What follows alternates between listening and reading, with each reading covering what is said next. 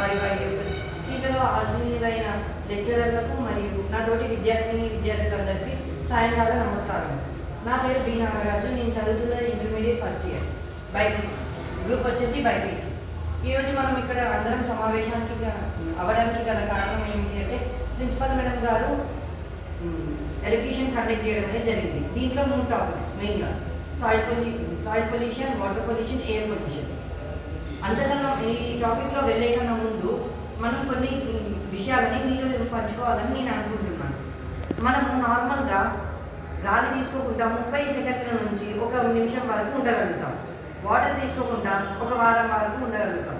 అసలు ఈ పొల్యూషన్ అంటే ఏమిటి అంటే, రసాయనాలతో కూడిన కొన్ని పొగ అనేది ఆకాశంలో కలిసిపోతుంది. ఈ పొగ అనేది ఎలా వస్తుందంటే, పెట్రోల్ కాలినప్పుడు వచ్చే పొగ, దాంట్లో కార్బన్ మోనాక్సైడ్ ఇంకా సల్ఫర్ ఆక్సైడ్ అనేది ఉంటుంది. ఈ పొగ అనేది అత్యంత హానికరమైనది. ఎంత హానికరమైందంటే, ఒకప్పుడు తాజ్మహల్ అనేది ఈ సల్ఫర్ ఆక్సైడ్ వలన స్ట్రక్చర్ డ్యామేజ్ అనేది జరిగింది. ఇంకా ఇది ఎంత హానికరమైందంటే, ఎగ్జాంపుల్గా ఈ యొక్క పొగ అనేది ఒకవేళ మనిషి పరిస్థితులకు వెళ్ళినట్లయితే మనిషి స్పృహ కోల్పోవడం లేదా కొన్ని రేర్ కండిషన్స్లో చనిపోవడం అనేది జరుగుతుంది. ఇంకొకటి మనం తెలుసుకోవాల్సినది, మనకు తెలుసుకోవాల్సింది ఇంకొకటి ఉంది. అదే పిఎం మ్యాటర్. దీన్ని పర్మనెంట్ మ్యాటర్ అని అంటారు.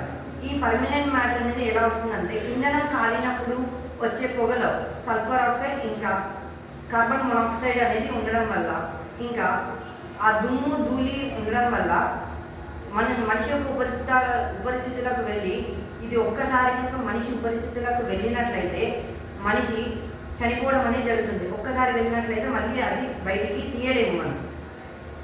కాబట్టి ఇంకొకటి వాటర్ పొల్యూషన్.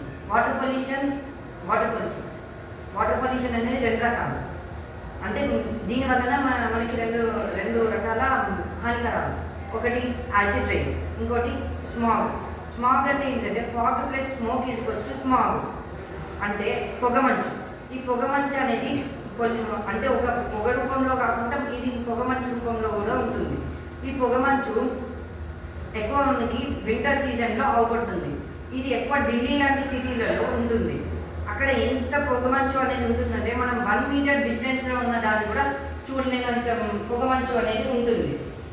ఇంకోటి నేను ముందే చెప్పినట్లుగా యాసిడ్ రైన్ అనేది ఏంటంటే, మనము ఈ ఇంధనం కాలినప్పుడు వచ్చే పొగ అనేది నేరుగా ఆకాశంలోకి వెళ్ళి అక్కడ ఉన్న కొన్ని కెమికల్స్తో రియాక్ట్ అయ్యి యాసిడ్ రైన్గా మారుతుంది.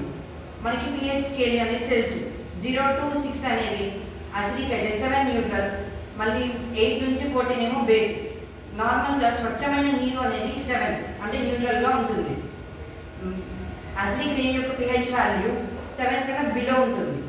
ఈ pH వాల్యూ అనేది 7 కన్నా బిలో ఉంటుంది. ఈ యాసిడిక్ రెయిన్ అనేది మనిషిని అంటే దాంట్లో యాసిడిక్ రెయిన్ పడ్డప్పుడు H2SO4 అంటే సల్ఫ్యూరిక్ యాసిడ్ అనేది వస్తుంది. ఇంకా ఇది చెట్ల యొక్క ఎదుగుదలకి డ్యామేజ్ చేస్తుంది. ఇంకోటి వచ్చేసి సాయిల్ పొల్యూషన్. ఈ సాయిల్ పొల్యూషన్లో మెయిన్గా ప్లాస్టిక్ వలన జరుగుతుంది.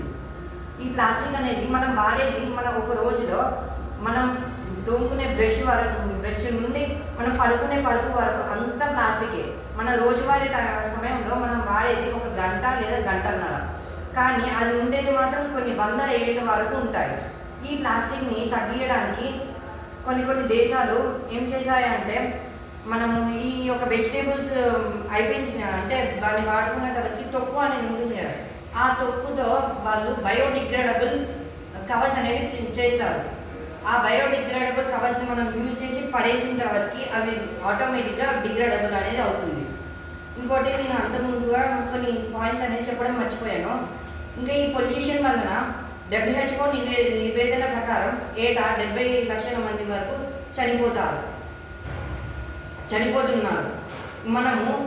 మనం ఒక జీవి ఉనికి అనేది ఇంకో జీవి మీద ఆధారపడి ఉండడం అనేది జరిగింది. మన స్వార్థం కోసం మనం ఈ భూమిని నాశనం చేస్తున్నాం. ఇంకోటి ఈ పొల్యూషన్ అనేది మనం ఇప్పుడు ఈ ఇంధనం కాలినప్పుడు వచ్చే పొగ అనేది నేరుగా ఆకాశంలోకి వెళ్తుంది. ఈ మన భూమి చుట్టూ ఒక షీల్ లాంటిది ఉంటుంది. దాని పేరు ఓజోన్ లేయర్. సన్ నుంచి వచ్చే రేడియేషన్